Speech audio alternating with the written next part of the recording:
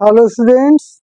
आज हम इस वीडियो में कार्बनिक यौगिकों के कुछ महत्वपूर्ण उदाहरण पढ़ेंगे।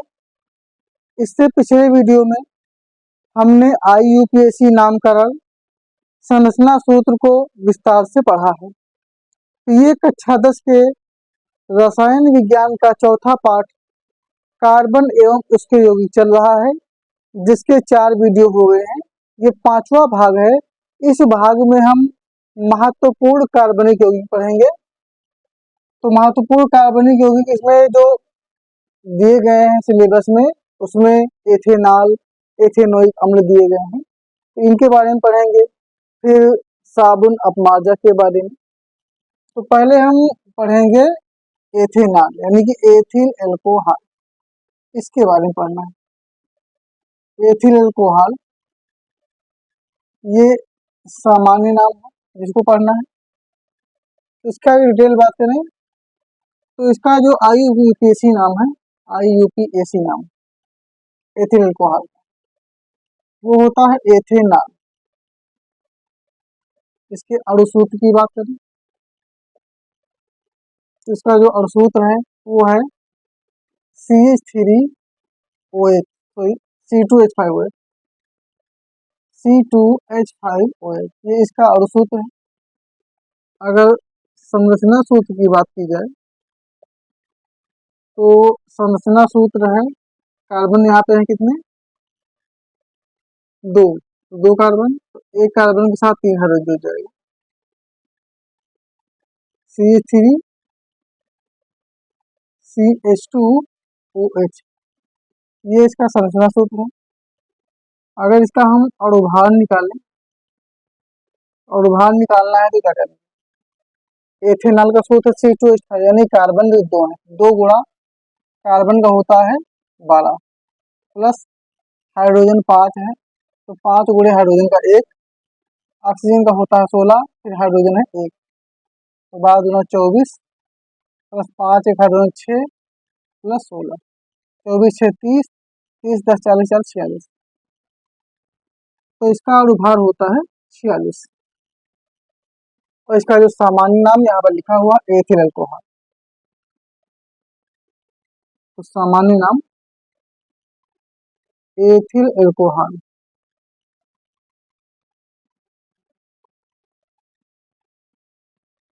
इसको शराब भी कहते हैं, शराब इसी से बनती है। तो इस यौगिक के बारे में पढ़ना है, तो इसका स्क्रीनशॉट ले लीजिए। यानी जो एथेनॉल यौगिक है, इसके बनने की विधि, इसके भौतिक गुण, रासायनिक गुण, उपयोग, ये सब पढ़ने हैं। तो इसका स्क्रीनशॉट ले लिए होंगे, उसको मिटा के इसके हम बनाने की विधि की बात करेंगे। तो एथेनॉल बनाने की विधि, निर्जन या निर्माण, तो बनाने की विधि,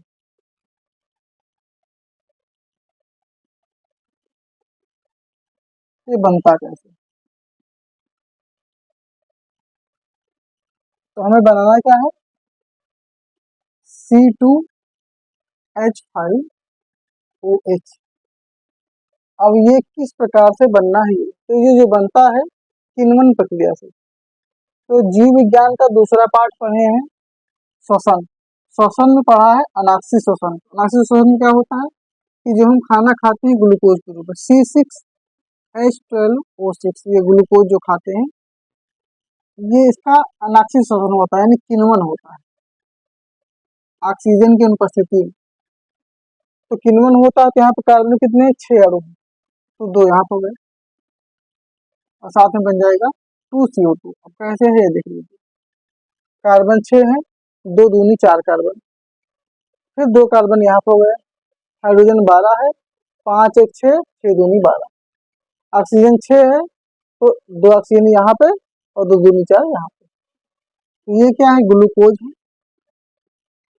ग्लूकोज के किण्वन से क्या बन रहा है, एथेनॉल, और साथ में कार्बन डाइऑक्साइड गैस को हम जानते हैं, carbon dioxide gas, carbon dioxide. तो प्रक्रिया में क्या बताएंगे कि जब हम ग्लूकोज को ऑक्सीजन की अनुपस्थिति में किण्वित कराते हैं तो उससे एथिल अल्कोहल तथा कार्बन डाइऑक्साइड गैस बनती है। तो बनाने की विधि समझ गए हैं कि ग्लूकोज का किण्वन होगा ऑक्सीजन की अनुपस्थिति में तो एथिल अल्कोहल बनेगा, साथ में कार्बन डाइऑक्साइड गैस बनेगी। तो यही है इसकी बनाने की विधि। अब इसके गुणों की बात करते हैं। तो गुण में अगर भौतिक गुण की बात करें, भौतिक गुण, भौतिक गुण तो कौन कौन से गुण होते हैं अल्कोहल? देखिए अल्कोहल क्या है, ये जल में विलीन होता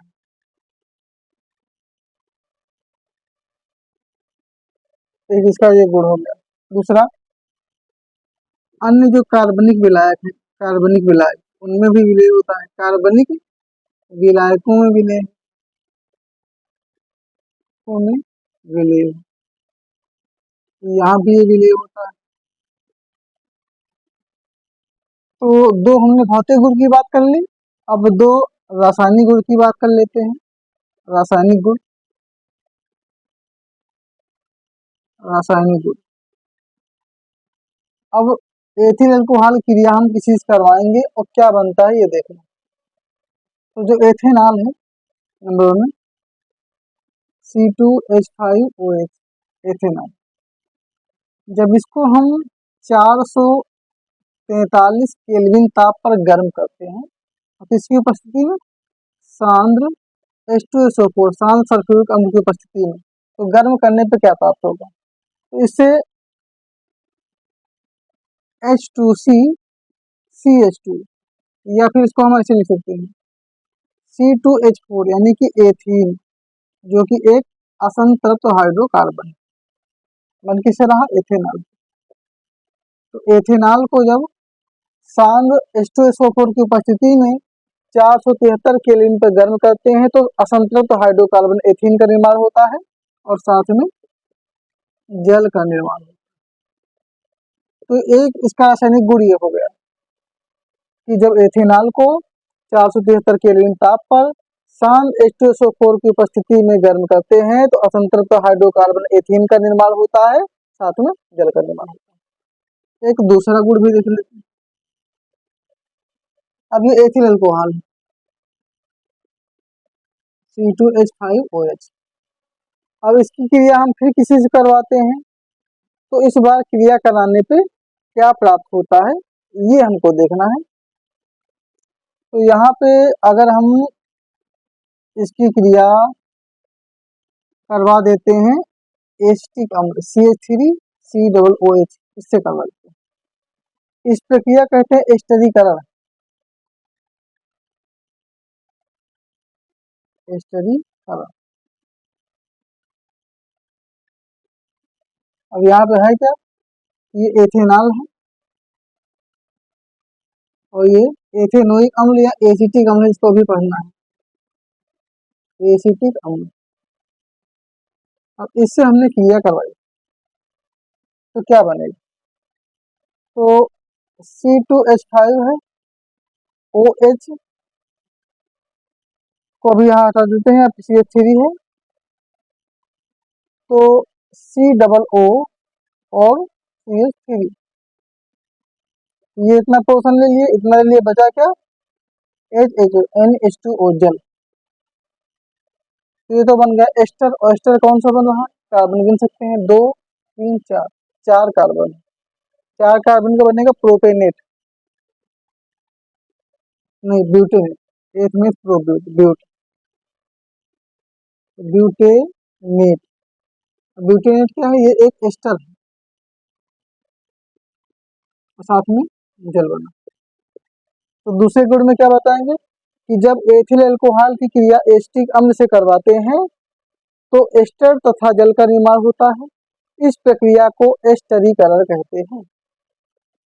तो दो बातें क्लियर हो गई, एक में क्या है कि एथिल अल्कोहल क्रिया, एथिल अल्कोहल को जब गर्म किया गया तो एथीन प्राप्त हुआ, और जब एथेनॉल को एसिटिक अम्ल के साथ क्रिया करवाया गया तो ब्यूटेनेट प्राप्त हुआ। तो ये इसके दो रासायनिक गुण हो गए। अब उपयोग की बात कर लें। उपयोग कहाँ है इसका? शराब बनाने में। शराब बनाने में उपयोग है। और बात करें तो इसका दवा के रूप में भी उपयोग होता है, औषधि के रूप में। औषध में, टिंचर के रूप में। इसे शराब की आत्मा कहते हैं, स्पिरिट ऑफ वाइन। तो इसका स्क्रीनशॉट ले लीजिए। तो स्क्रीनशॉट हो गया होगा। तो ये हो गया एथिल अल्कोहल। इसमें हमने क्या पढ़ा एथिल अल्कोहल के बारे में? एथिल अल्कोहल बनाने की विधि, उसके दो भौतिक गुण, दो रासायनिक गुण, दो उपयोग, इतना हमने पढ़ लिया एथिल अल्कोहल। अब इतनी ही बातें हम एसिटिक अम्ल के बारे में पढ़ेंगे। इसको मिटा देते हैं। अब पढ़ेंगे एसिटिक अम्ल। तो एसिटिक अम्ल बहुत महत्वपूर्ण है। उसकी भी बनाने की विधि, गुण, ये सारी बातें पढ़ना है। परीक्षा में दो में से कोई न कोई आता है। एसिटिक अम्ल।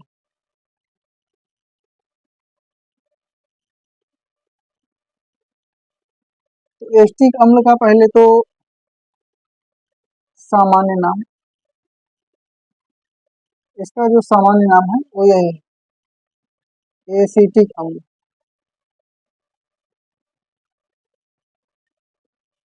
या इससे सिरका भी बनता है, तो सिरका भी बोलते हैं। सिरका इससे बनता है। और पूरे का नहीं, इसका जो 5 से 8% होता है एसिटिक अम्ल का, उससे सिरका बनता है, तो सिरका भी इसका नाम पड़ गया। तो यही जब सूख जाता है, यानी इसके जमी हुई अवस्था को बोलते हैं ग्लेशियल एसिटिक अम्ल। यानी यही जो एसिटिक अम्ल जब सूख जाए, जमी हुई अवस्था में हो जाए, तो इसका नाम पड़ जाएगा ग्लेशियल एसिटिक अम्ल। ये तो इसके नाम हो गए। फिर रासायनिक नाम,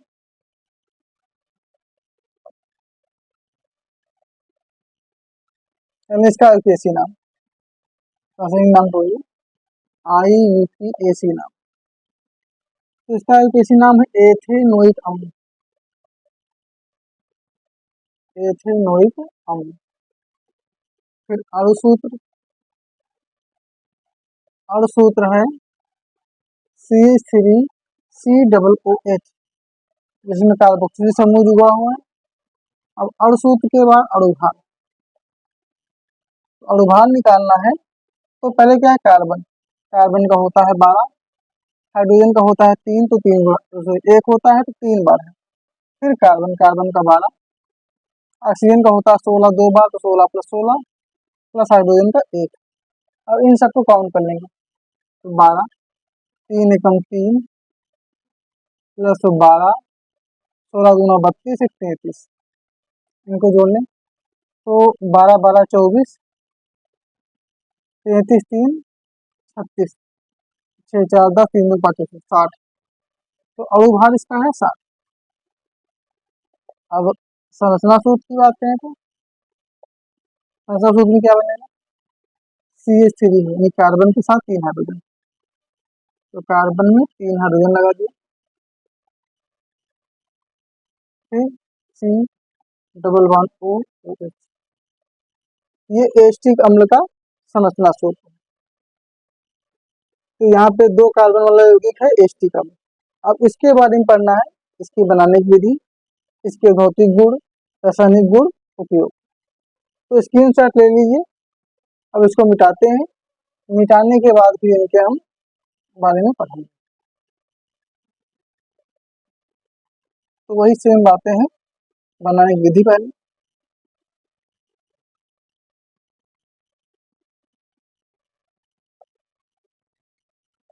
बनाने की विधि। अब देखते हैं बनता कैसे। तो एसिटिक अम्ल को बनाने की विधि पढ़ना है। इसको बनाते कैसे हैं? तो इसको बनाने के लिए हम लेंगे मेथेनॉल, जिसका सूत्र होता है CH3OH। ये मेथेनॉल। अब इस मेथेनॉल क्रिया करवाएंगे कार्बन मोनोऑक्साइड। तो ये है मेथेनॉल यानी मेथिल अल्कोहल, जिसके साथ में कार्बन मोनोऑक्साइड, कार्बन मोनोऑक्साइड। अब इन दोनों की क्रिया कराई जाए। तो CH3 CO साथ में जुड़ जाएगा तो CO OH तो पहले से ही है, बस बन गया एसिटिक अम्ल। तो एसिटिक अम्ल कहें चाहे एथेनोइक अम्ल कहें एक ही बात होती है। तो बनाने की विधि में क्या बोलेंगे कि जब मेथेनॉल कार्बन मोनोऑक्साइड से अभिक्रिया करता है तो एथेनोइक अम्ल का निर्माण करता है, यानी जब मेथेनॉल कार्बन मोनोऑक्साइड से क्रिया करेगा तो एथेनोइक अम्ल या एसिटिक अम्ल का निर्माण करेगा। बस यही इसकी बनाने की विधि है। अब गुणों की बात करें तो भौतिक गुण इसके भी वही सेम है, ये जल में विलेय है, जल के अलावा अन्य कार्बनिक विलायकों में भी विलेय है, अन्य कार्बनिक विलायकों में।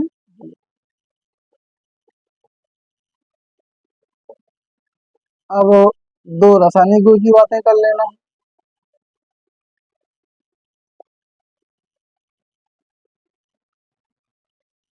रासायनिक गुण तो पहला क्या है, हमें यही तो वही लेना है CH3COOH। अब इसकी क्रिया करवा देते हैं सोडियम के साथ Na, तो क्या प्राप्त होगा, तो CH3COO, ये जो H है H की जगह पे Na लाना, H हो जाएगा अकेला, इसलिए यहाँ पे हम लेंगे डबल और यहाँ पर भी लेंगे डबल, तो यहाँ पे डबल हो गया तो CH3COO। अब दो हाइड्रोजन हटेंगे तो दो सोडियम आ जाएंगे Na, और साथ में बचा क्या हाइड्रोजन गैस, तो आ गया और गैस ऊपर निकल जाएगी। तो ये क्या है, एसिटिक अम्ल है जिसकी क्रिया सोडियम धातु से करवाई जा रही है। तो क्रिया करवाना में क्या है कि जो हाइड्रोजन है हाइड्रोजन सोडियम से विस्थापित हो जा रहा है क्योंकि सोडियम अधिक क्रियाशील है, तो यहाँ बन क्या रहा है सोडियम एसीटेट, सोडियम एसीटेट बन गया और साथ में हाइड्रोजन गैस।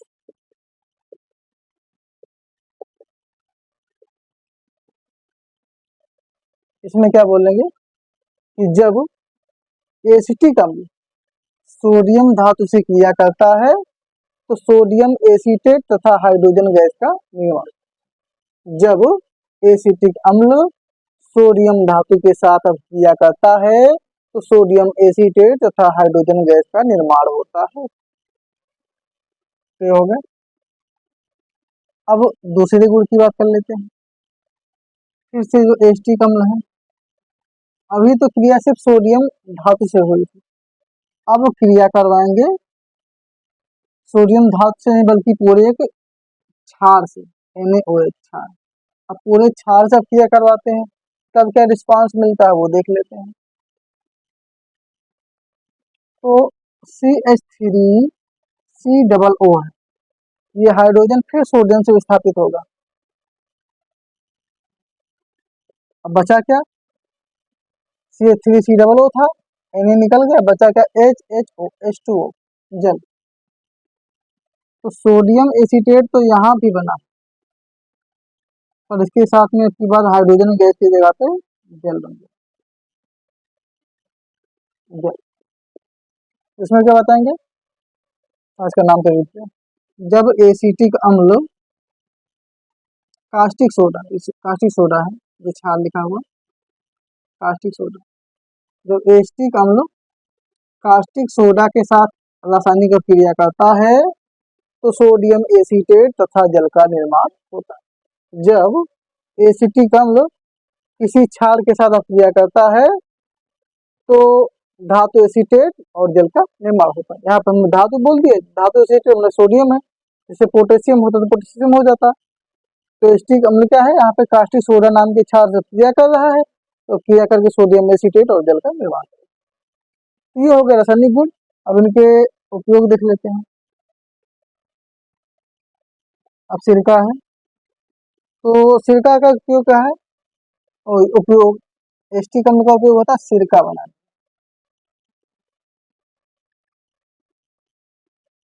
सिरका बनाने में। ये हो गया। फिर